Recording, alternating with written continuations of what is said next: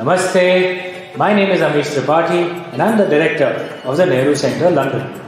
Now, some may think of Nehru Centre as just this beautiful, fine building, and it is a fine building, no doubt. We have a wonderful art gallery out here. We have an awesome auditorium on the first floor with a capacity of 100 to 120 people right here in the heart of central London in Mayfair. But the Nehru Centre is a lot more than this fine building. The Nehru Centre is also an online platform. We are available on Twitter, on Facebook, on Instagram, and on YouTube. And so the Nehru Centre is actually wherever you want it to be.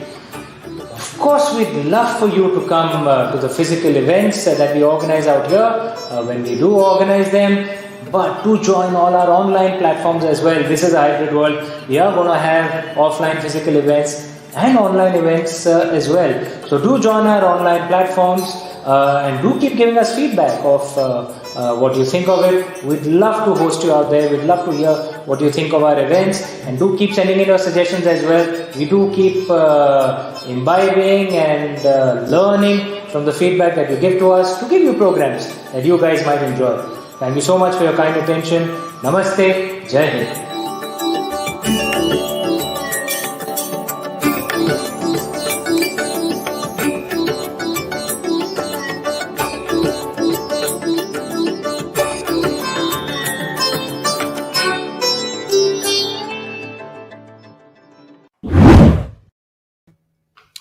Namaste, my name is Amish Tripathi, as you just saw in the video that was played.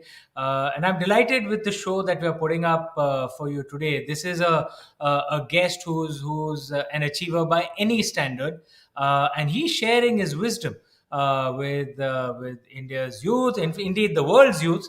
And if I may bring up Ravi Venkateshan on stage, please. Hi, Ravi. Good evening, Amish. Good afternoon, and hello to everyone who's tuned in today. It's an absolute pleasure having you on stage, Ravi, on our online platform. And if I may do the formalities and read your introduction before we jump into the event itself, with your permission. Please. Okay. Ravi Venkateshan is a business leader, author, and social entrepreneur. He is currently UNICEF's Special Representative for Young People and Innovation, the founder of the Global Alliance for Mass Entrepreneurship, and serves on the board of Hitachi and Rockefeller Foundation. Ravi was the chairman of Microsoft India, Bank of Baroda, and Cummins India. He has a BTech from IIT Mumbai and an MS from Purdue University and an MBA from Harvard Business School. Now, that's what you call highly qualified. Ravi is the author of What the Heck Do I Do with My Life and How to Flourish in Our Turbulent Times and Conquering the Chaos, Win in India, Win Everywhere. He was voted one of India's best management thinkers by Thinkers 50 and as Microsoft's alumni hero in 2020. Ravi, absolute honor having you with us. Thank you, Amish. The honor is mine. I tell you, one of the highlights of this book has been the opportunity to get to meet you and today to be in conversation with you. So thank you for making the time and creating this. Thank you so much. Ravi, this is an online platform, so as I've said often, we don't get the pleasure of ripping apart wrapping paper like in the old days, but we have put up a video for you to launch. Nice. Launch the video, an online video, since you are an online guru. So if we can have the online launch, please.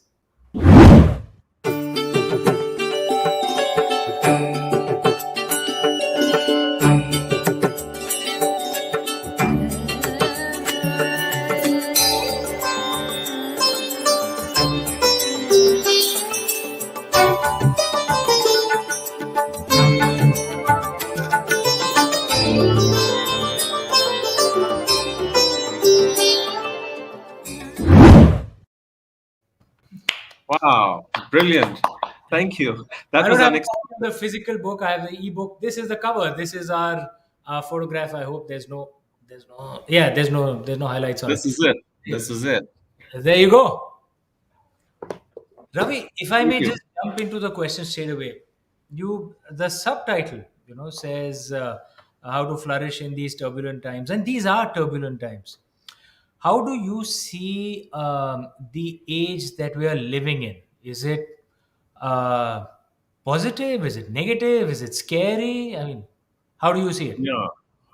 Uh, the short answer is yes. all of all all of the above. I think I write in my book that when we look back at the 21st century and say, what has this century been about? It's good. My guess is, it's going to be about how we adapted to extraordinary amount of change, right? So the world will change more in these 100 years than in all of human history, and that's a good thing, but it's also an extremely challenging thing. It's it's challenging for individuals, it's challenging for businesses, it's challenging for countries, it's challenging for humanity. And when there is such a large amount of change, it carries with it, both opportunities and challenges. And very often the two are, one and the same. And so whether it turns out to be good, bad, scary, or exciting depends profoundly on how we approach it. And so that's what this book is all about, Amish. I say that we need a completely different paradigm to approach this much change. And so if you have the right mindset, if you have certain skills, and if you use certain approaches or strategies to both your own life as well as to work, this can be the best time to be alive. And there's never been a moment in history where there has been so much opportunity, and that too opportunity available to young people. In my time, you had to, there was some sort of rite of passage, and you had to get a little older before you could have the freedom and the opportunity to do things. Today, you can be 17 and change the world, or at least attempt to. So yeah, so I think it's it's a fantastic time to be alive, but it has binary consequences. If you have the spirit of an adventurer, and you have some of the right skills, you're going to do exceedingly well. But equally, if you don't, and you're waiting to be rescued, and if you're saying, "Oh my God, so much change, what do I do?" the chances are you can be crushed by it. And that's why, if you notice, in the center of this Yes. page, there's a little Yes. T-Rex. Yeah.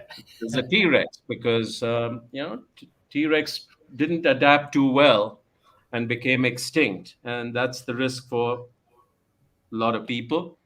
And on the other hand, you could, if you adapt, you can do fantastically well. Is that the concept of adapt? And if you want to go deeper into that concept. Well, I actually we actually coined an acronym called ADAPT. I stole it from a friend called Blair Shepherd, Okay. and he uses plays on ADAPT to actually define what are some of the big forces which are causing so much change in the world in such a short period of time. So T is for technology. um, yeah, P is for polarization. In every country around the world, there are deep, deep divides around based on what you believe, who you believe, etc. Um, then there's demographics. In many parts of the world, we're living much, much, much longer, and the 100-year life is now well within reach for a lot of people, certainly who are tuning into today's program. Now, generally, living longer sounds like a good thing, but it has extraordinary consequences, which most of us haven't spent any time thinking about and figuring out what this means to us. So, yeah. So, and then there's climate change and the ways in which Mother Earth is, pushing back at the reckless ways in which we've been living. So all these things are coming together, and these forces are not additive; they are, multiplicatory, and so you create the exponential amount of change, and that's what we have to learn to figure out. So that's this extremely fast flowing river, and we're in it. And the question is, are you going to be carried, swept away by this river, or can you actually swim and get to a place which you want to? There's That's a the metaphor I use.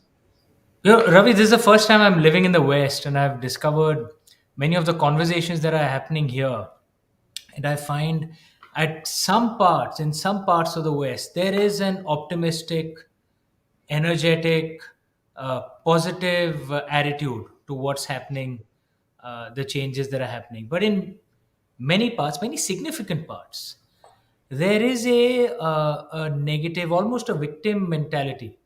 Um, and whether people have suffered or not, or that they've had historical trouble, though in the West even those who are at the bottom are actually much more privileged compared to every other country in the world, but even then, uh, is there a risk that getting into that kind of a negative mindset means you'll not be, because there's situations beyond your control, it doesn't matter what happened in the past, you're stuck in this now, what are you going to do? Yep, How totally. does one address this? Because this appears to be a very big conversation in the West, not so much in India. In the West, there is. So yeah, so I devote an entire chapter, the sort of the second chapter, Hmm. to something I call the mindset. What is your belief system, Hmm. right? And in fact, I quote two, three people. So Hmm. I quote Henry Ford. 120 years ago, he says, "Whether you think you can or whether you think you can't, you're right." Okay. So I just love that. So much of our life is just self belief and becomes self fulfilling. Okay, so if you think these are the worst times in the world, and isn't life terrible and unfair, and you're waiting for, there's some entitlement mindset, I think life's going to be pretty bleak. Hmm. If, on the other hand, you see, opportunities in every problem, Hmm. you're going to do exceedingly well. So here's one of the things I realized: the difference between an optimist and a pessimist. Hmm. So this is not original, but I love it. It says that a pessimist sees a problem in every opportunity, an optimist sees an opportunity in every problem. That's the difference. So I think the way we train our mind is very, very, very crucial. And in particular, there is this idea called a growth mindset, Hmm. which is exceedingly powerful. And so I think it's very important for all of us to become more self-aware Hmm. about our beliefs of the world, and whether it's good and so on and so forth, what we're capable of. And if you train your, or sort of change your beliefs to generally more positive direction, Hmm. look, it's going to be amazing. If you think about these times, just last year we Hmm. had something like 40 unicorns in India. Yeah. Okay, it's it's just a mind-boggling number.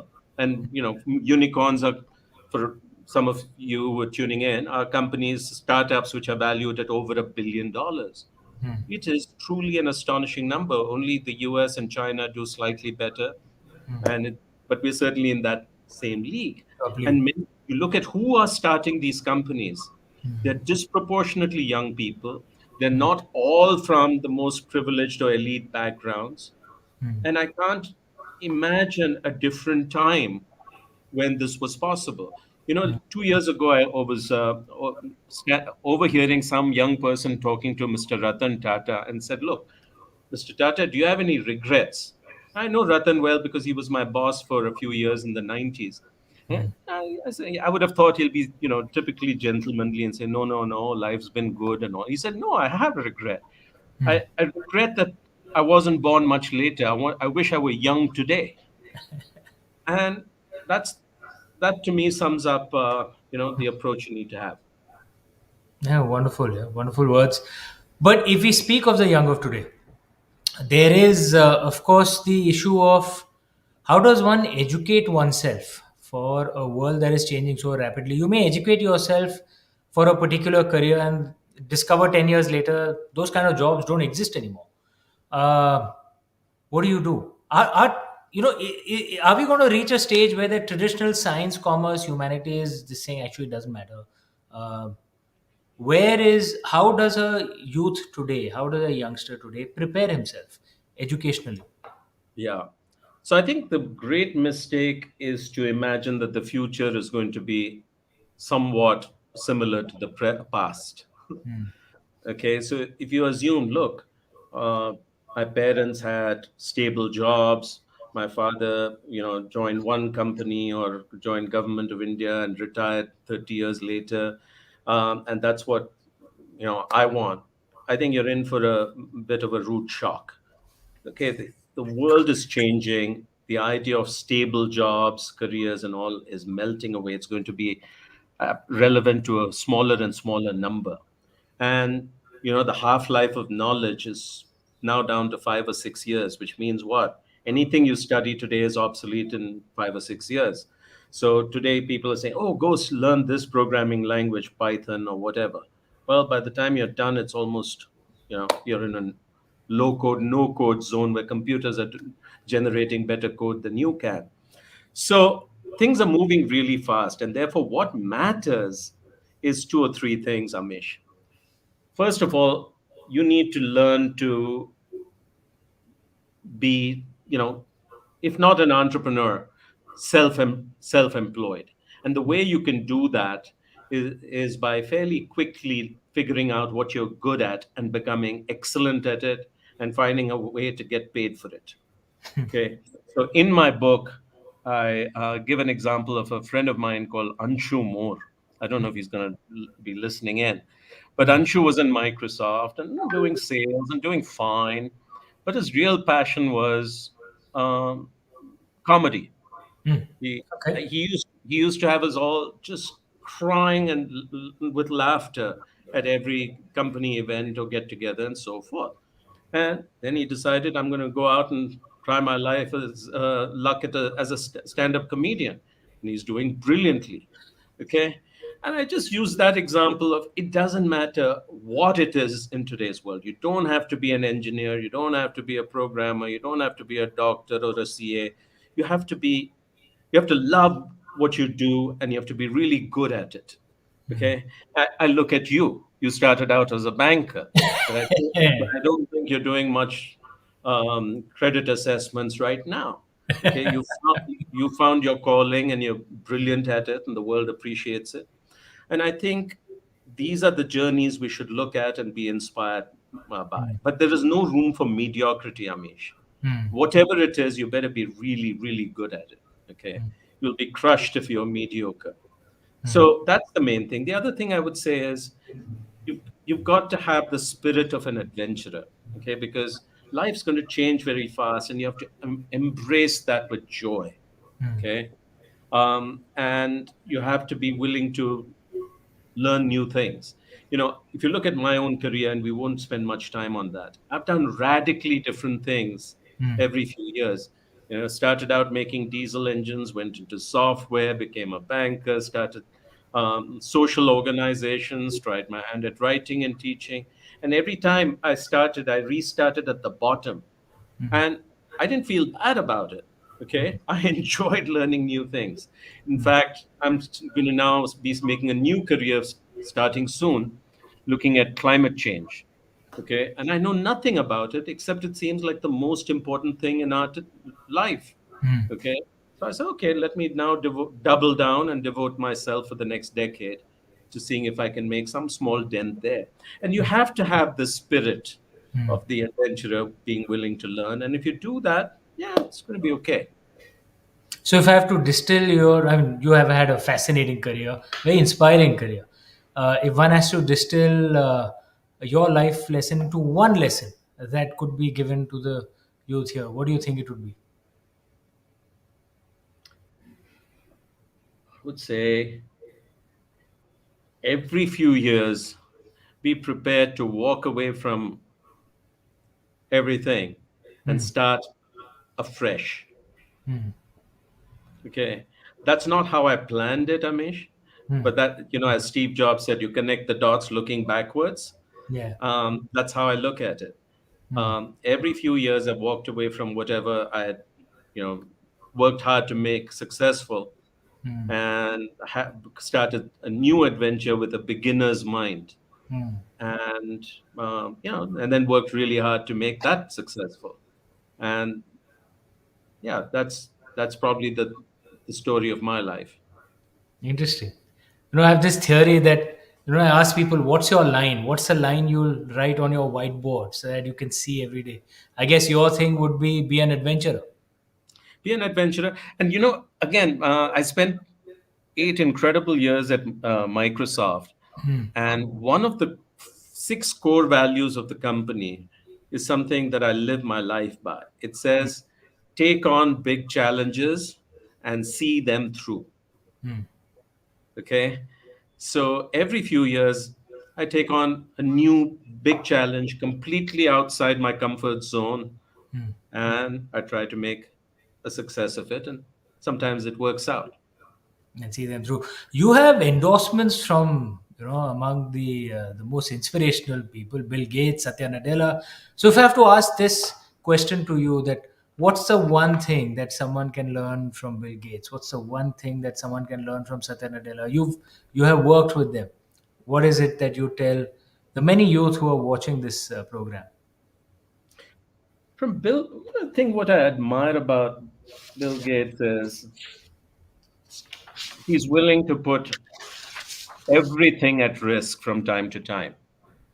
So, back in the early days of Microsoft, he was willing to bet the entire company um, going going against IBM.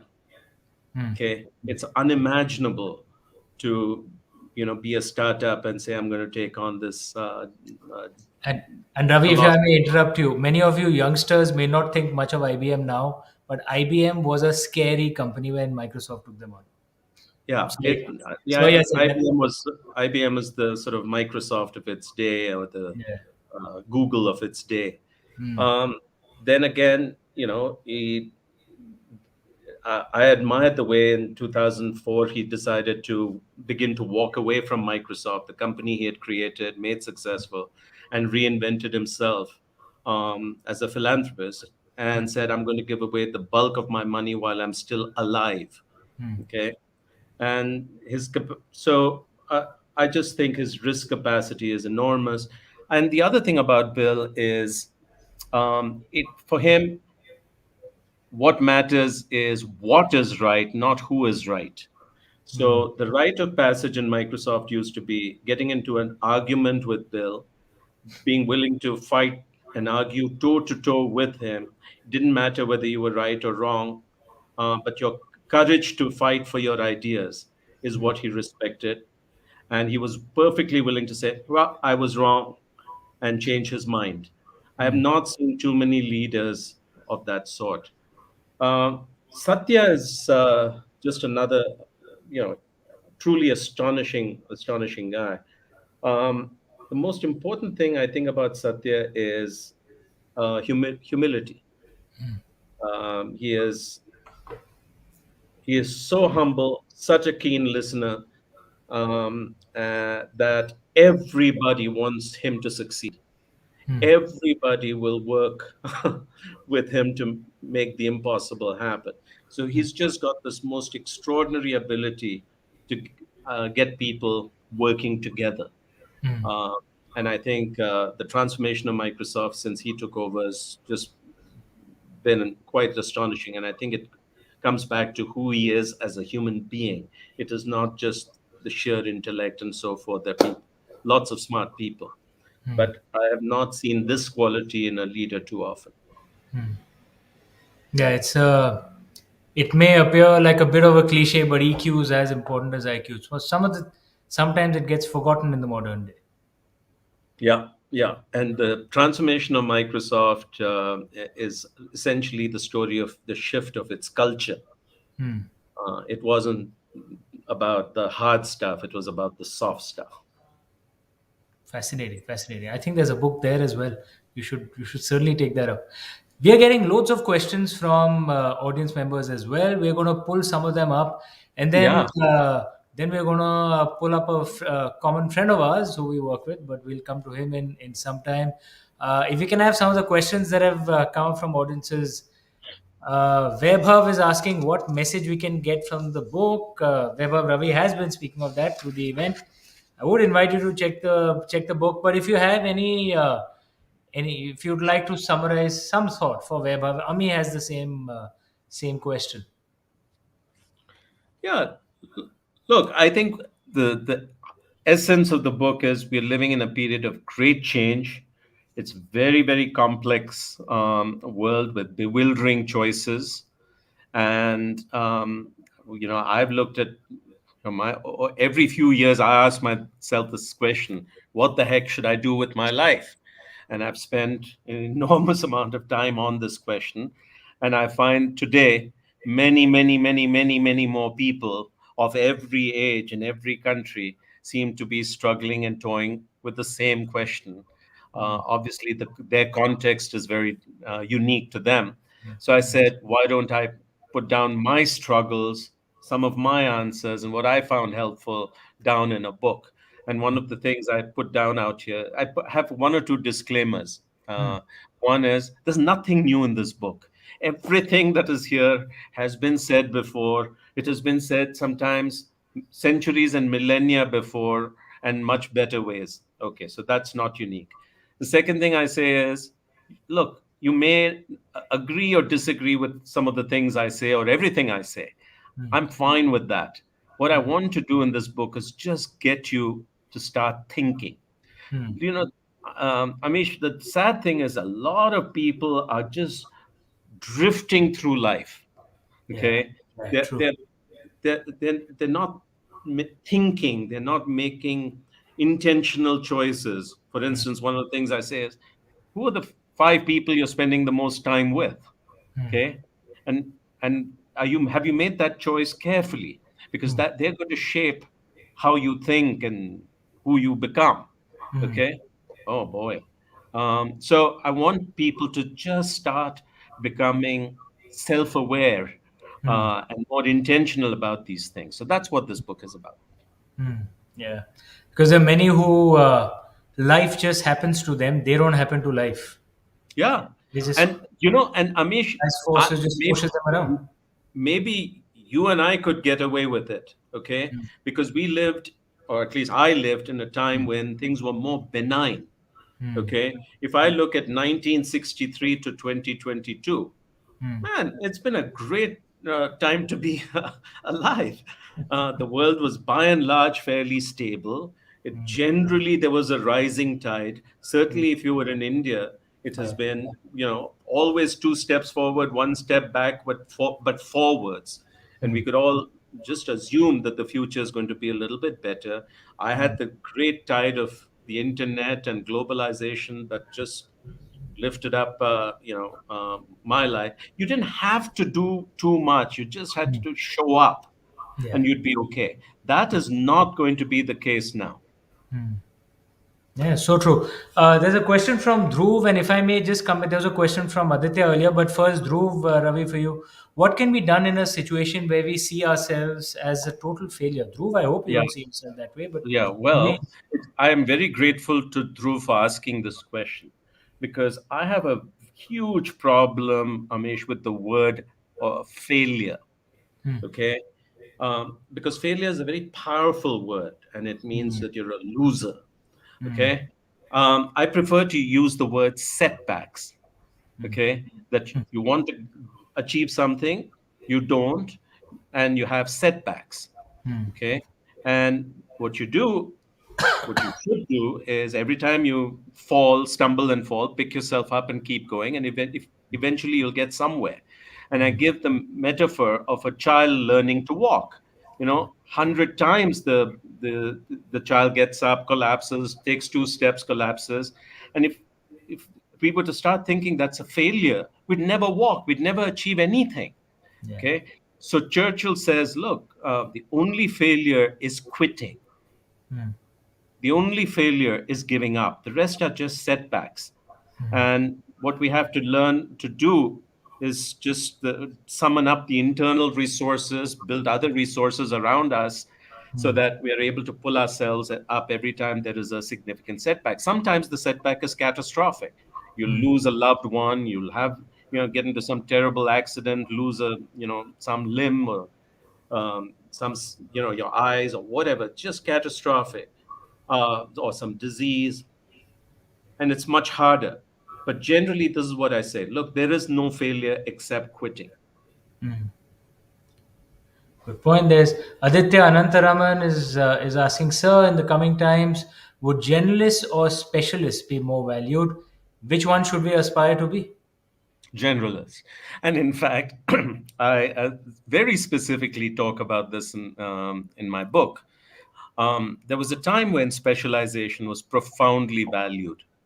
Okay, but in a time where things are changing very, very fast, I think generalists have more opportunities, and you also that the generalist mindset allows you to learn new things much faster as opposed to going deeper and deeper and deeper. And I talk about the great scientist Freeman Dyson, who says, look, there are frogs and there are birds, and both are important. But right now I think the environment favors a bird. Fascinating. Dilip Purohit has a question. What inspired you to give this type of title to this book? Do you have a problem with the word heck, Dilip? Ravi. Well, I wanted to use another four-letter word, but then I couldn't. So I said, okay, I better be proper and polite and say heck. But the reason I gave this title is just because, I started posting things on my own dilemmas and issues and all that on LinkedIn over the last 10 years, and got tremendous amount of engagement and feedback. And this was just the most, by far and away, the most common issue I saw people dealing with. So I said, let's make that the title. This was supposed to be the working title, but after 2 years, we made it the title because we couldn't come up with anything better.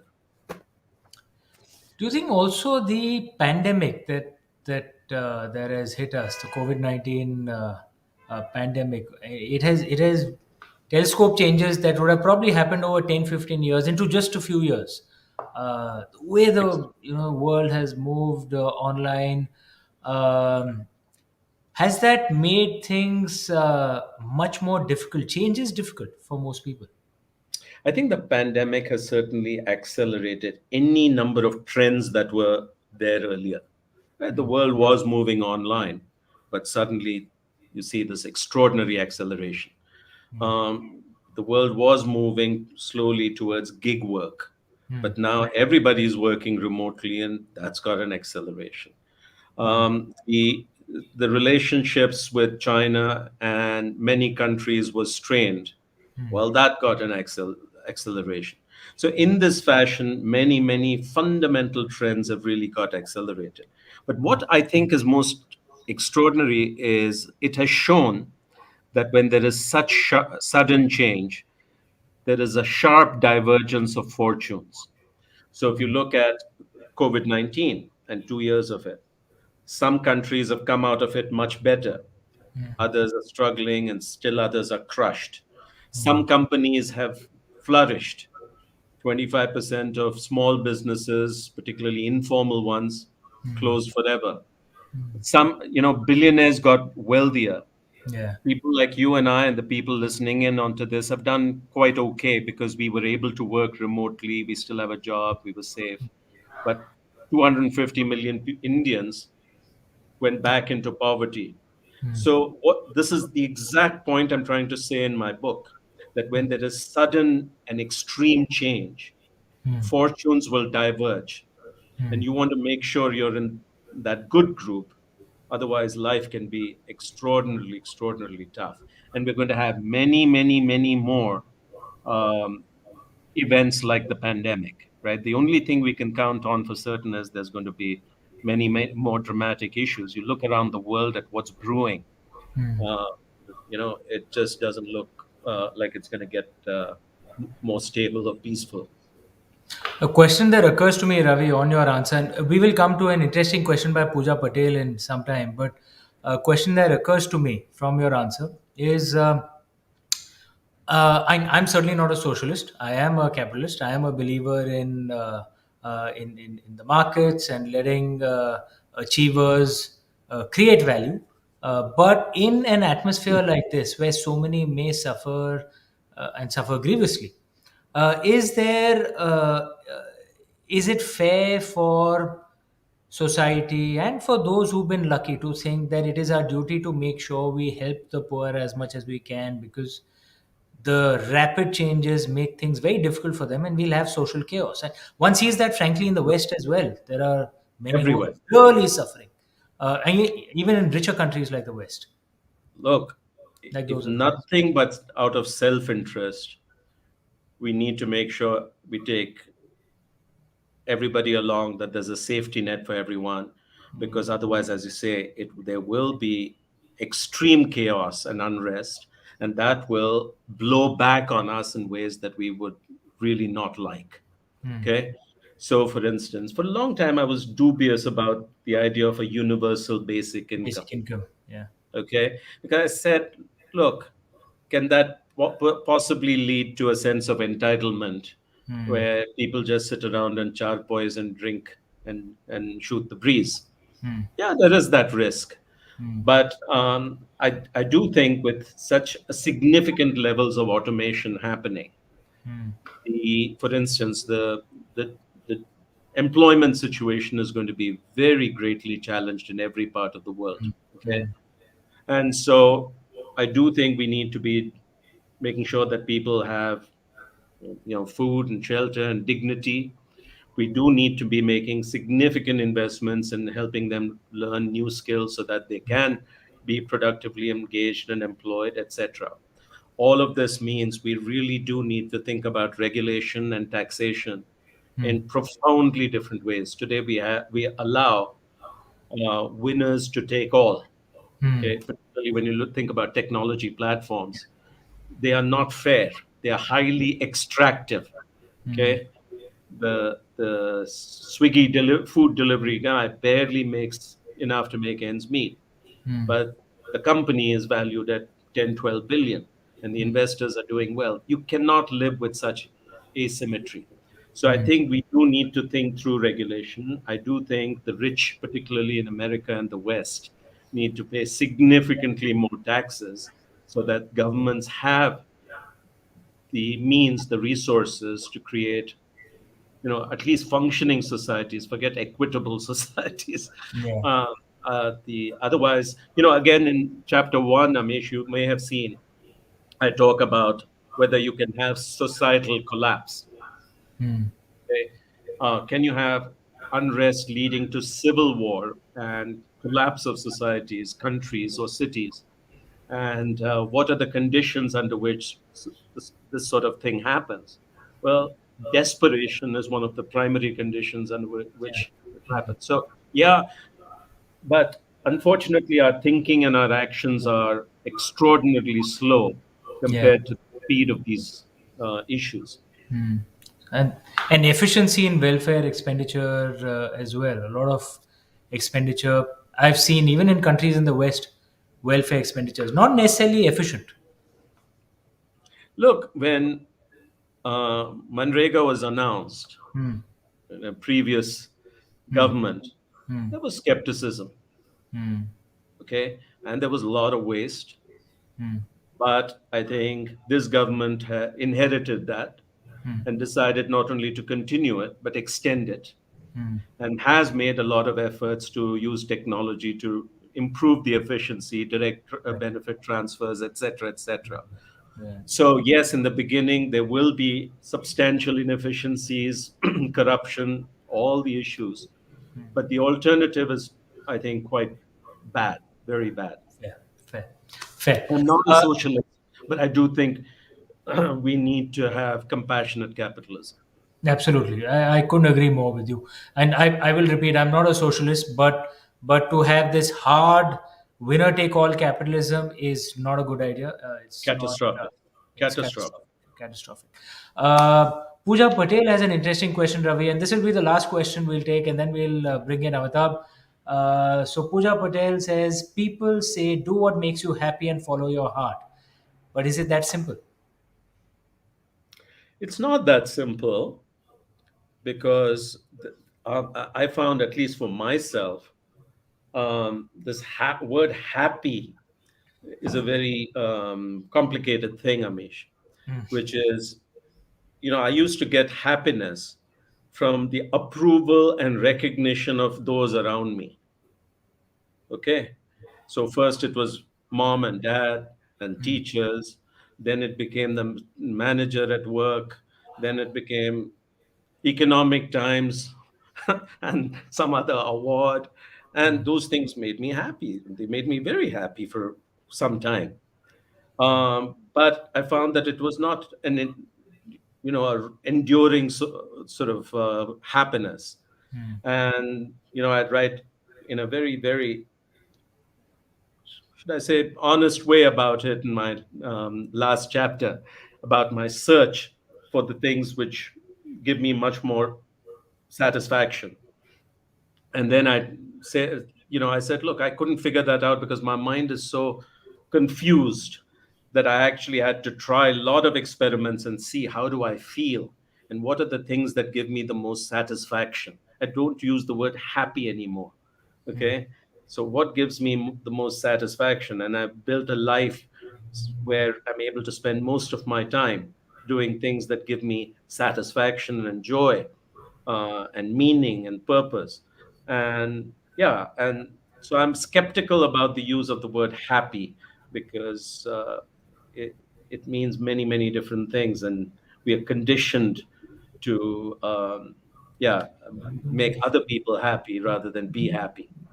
So, long answer, but I would say I do hope some of you will make the effort to read. Amish, you're an extraordinarily successful, celebrated author, so you don't have this problem. But I lament the disappearance of the reading habit. Okay, that fewer and fewer people read, and certainly reading a book is just the most daunting thing. So I hope you'll inspire this audience to wade through at least a bit of my book. I would encourage them to read the entire book. This is fascinating. One of the things that clearly emerges when one speaks to you, Ravi, and you're of course a brilliant corporate leader and an entrepreneur, but you're a thinker as well, a deep thinker, and a compassionate thinker, and that makes listening to you and your thoughts. Uh, it's deeply insightful listening to you, and I would encourage all of you who are watching, all of our Nehru Center audience, pick up this book, listen to the thoughts of this thinker. There's a lot that can be learned from and imbibed in a world that is very turbulent. Yes, it is risky. Yes, but it also means there's loads of opportunities. So, by the way, can I say one thing, Amish? Oh, please, Day please. before day before yesterday, I was introduced to two young entrepreneurs, engineers from IIT Bombay, Hmm. and they've built AI bot. Hmm. Okay, and they believe they can train the bot to offer expert advice of any expert. Huh? So we've decided to work together so that I can train the bot to answer questions because there's simply not enough of me to answer all the questions that young people and others might have. So we're going to try and use AI to replicate my advice. It's going to be a great There you experiment. go. Innovation in AI. Can we bring our friend Amitabh Shah up? Amitabh, pleasure having you here, buddy. How are you? For those, Hey, for those on the Fantastic. I Those on the Nehru Centre audience who are just joining in, Amitabh runs Yuva Unstoppable, a charity that both Ravi and I work with. He does brilliant work in the field of education, has refurbished, reformed thousands of schools across India, and is, in my mind, one of the nicest human beings I've met. He had a Wall Street opportunity, gave that up to do good for India. Someone we can learn from. Amitabh. thank you, Amish. So, as you spoke about the Wall Street opportunity, you don't know why I gave it up.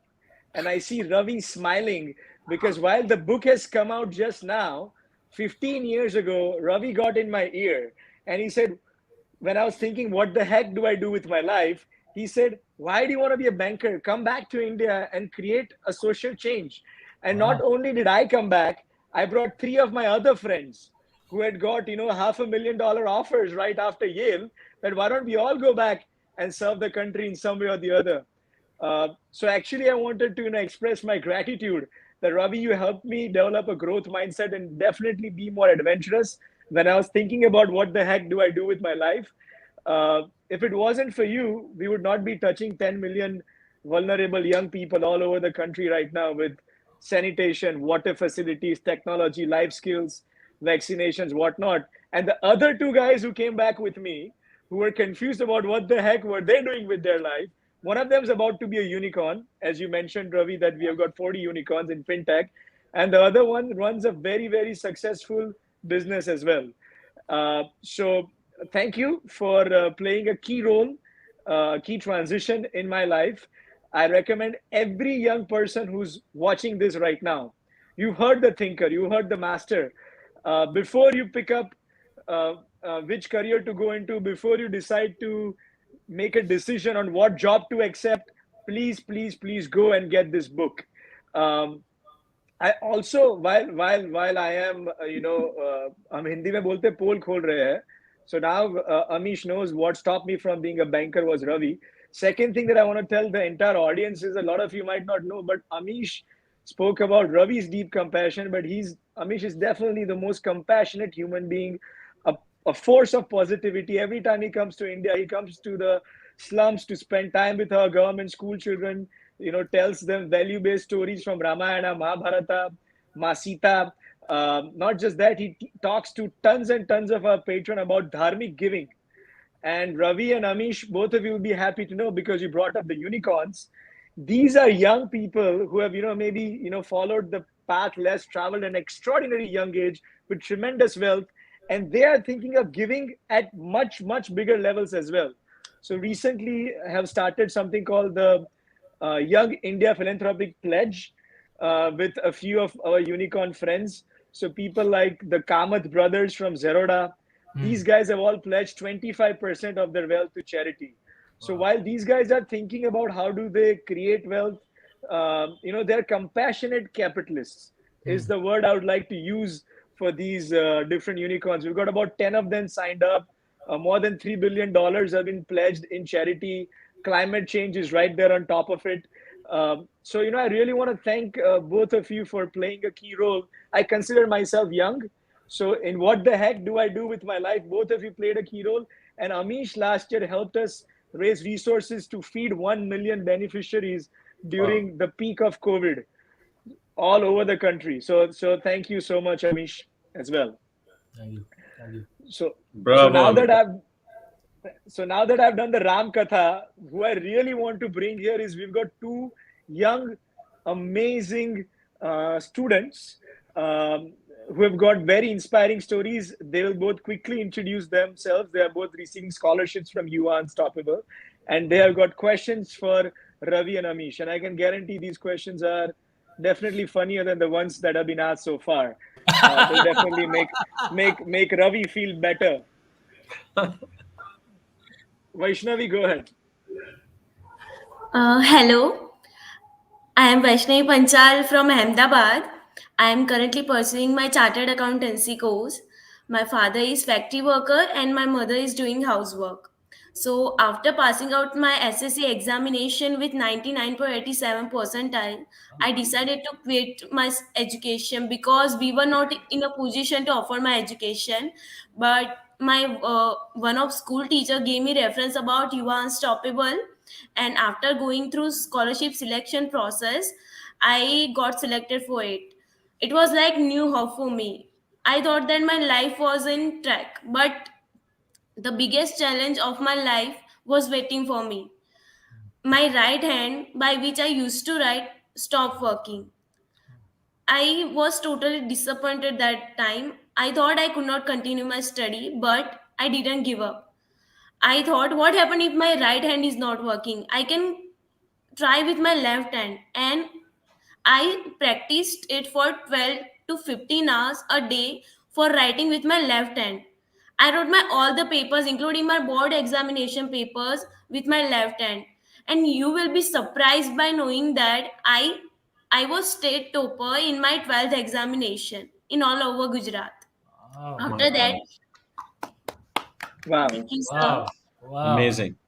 Amazing. After that, I joined my chartered accountancy course, and I'm proudly sharing that I was 22nd rank holder in my CA foundation and 30th rank holder in my CA intermediate in all over India. This is all because of the blessings of God and the learnings which Amitabh sir has taught me. I'm so lucky to have you unstoppable in my life, and I have a dream to help all the needy students like me after becoming chartered accountancy. And I thank all the people who got connected with you unstoppable for making my life worthwhile. Thank you. Bravo. Bravo. Brilliant. Bravo. Wonderful. Brilliant, Vaishnavi. Do you have some questions for them? Yes, Yeah. sir. I have question for both of them. My first question is to Ravi, sir. If you made, if you were made the prime minister for one day, what is the first thing you would do? Good. Go for it, Ravi. That's a total googly. Uh, uh, Vaishnavi What asked. the heck do I do with this question? It should Yeah. be it should be What the, Vaishnavi Kumble rather than Vaishnavi Panchal. yeah. What would I do? I wish I had with that one day um, some sort of a magic power. Okay. So can you also give me a magic power, Vaishnavi? I can pray for it to my God. Okay. So yeah. So I Ah. would pray for the power and wish for a few things. I would wish to end corruption. I don't know how to do it, but that's why I say I pray to a higher power. I would pray for more love. I would pray for more love and compassion between all people so that, we come together as one country. And yeah, those are two things I would certainly do. But I think it's a fantastic question, and you have certainly a clean bowl.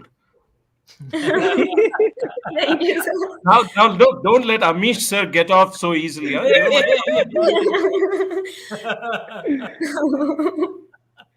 Okay, Vaishnavi, go for it. I'm all padded up and ready. Okay. If apart from Lord Shiva, if you could have any one of your speed dial, who would it be? ah. Whoa. Okay, good one. Um, Ta-da. okay. This is but if I have Just one. my brother-in-law, I lost him a few years ago. My elder sister's husband. He was an IPS officer.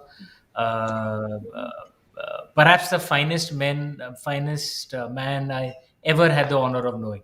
He was really like an old world man's man. Honorable, dignified, responsible, the kind who would always give help, never take help. Solid, built like a bull, big, tough, powerful IPS officer. He was a CA gold medalist. Brilliant, brilliant man, heart of gold. I miss him every day. Yeah, if I could have him on speed dial, because often I like to. Wow. I think about what would he think in this situation. I'd love to get his advice. Yeah. So my brother-in-law, Himanshu Roy, is his name. Himanshu Roy. Thank you, sir, for answering my questions. Hey, hey, Vaishnavi, in front of a large group audience, I'm saying if you decide not to pursue some traditional career and want to spend a year coming and working with me and my team, you're welcome. Thank you so much, sir. Thank you No, so much, sir. no, really, it'd be a great joy to have you spend a year with us. Thank Uh, you, sir. and Vaishnavi, Wow. you're an inspiration. The It's not just about your obvious intelligence and your grace and poise, but your attitude and spirit. I mean, भाई ठोकर सबको लगती है. All of us get hit, all of us fall down. Those who are champions are those who get up, dust themselves off, and start walking again. You're a champion. Thank you so much, sir, for your kind words. Okay. So we have the second student, Nisha. Beta, if you want to quickly introduce yourself. Yes, yes, sir. Good evening, sir. Hi Nisha, how are you? Fine. And my name is Nisha and Navlakha. And I am very happy to meet both of you. My I had secured score person score 10th standard in 10th standard 97 percentile rank. And my father and mother does work in a laundry like ironing the clothes, washing the clothes. Hmm. So became this. I always wanted to get to work in the IT technology, like a technology department, but not any financial support to support me in education purpose. My father and mother works 12 hours, but they do not support me in the fees like a technology purpose. So that time I have changed my thought and I am change doing to taking a science and then I small course like commerce and arts. But at that time I have a topper at that time and this time also. So my interview will come in the interview was come in the newspaper and my all the article and detail in the newspaper. So at that time, you want stoppable call me and tell me scholarship. He gives me a scholarship of the last 6 years of the education. Hmm. So that I am gladly thankful to the Yuva Unstoppable. But at that time, my mother and my father and any family members not believe that any organization give to the scholarship for the last for the 6 years of education. So I am proudly saying Yuva Unstoppable is a thankful to me and God for me at that time and this time also. And right now I am LJ Institute of Engineering Technology and I am study. And this is the last year of my education study. And I always support children like me in a Yuva Unstoppable and other children's. And thankful to Yuva Unstoppable and Amitabh sir. Before my ending speech, I would like to say you a question. Can I ask, sir? Go ahead. Definitely, you should ask Amish, sir. No, but first Ravi sir. Both of you, sir. Both of you, sir. Go ahead Nisha. Okay sir. पहले Amit sir से मैं question पूछना चाहती Okay, हूँ go कि ahead. Okay sir. When you were a banker, did you ever think what the heck do I do with my life? Maybe not in those exact words, but yes. Nisha, I've often been described as a boring banker turned author. So, banking as a job, Amitabh was going to take up that role as well. It pays well, no doubt, but it is not particularly exciting. It's a very boring job. So yes, there was very often I would think, "यार मैं क्या कर रहा हूँ?" And then at the end of the month, I would see the credit into my bank account. I'd say, "Okay, this makes it worth it." Otherwise, I'm bored out of my out of my skull. So banking was that kind of job, and I think I'm lucky that an opportunity opened up, and I'm living my dream right now. Actually, doing something I love doing and getting paid for it. Nothing better than that, Nisha. Thank you, sir. Wow. Now the tough question for Ravi sir. Yes. Sir, Ravi, sir, if you had a magic wand, what is one thing you would change about your life, and one thing you would change about your book?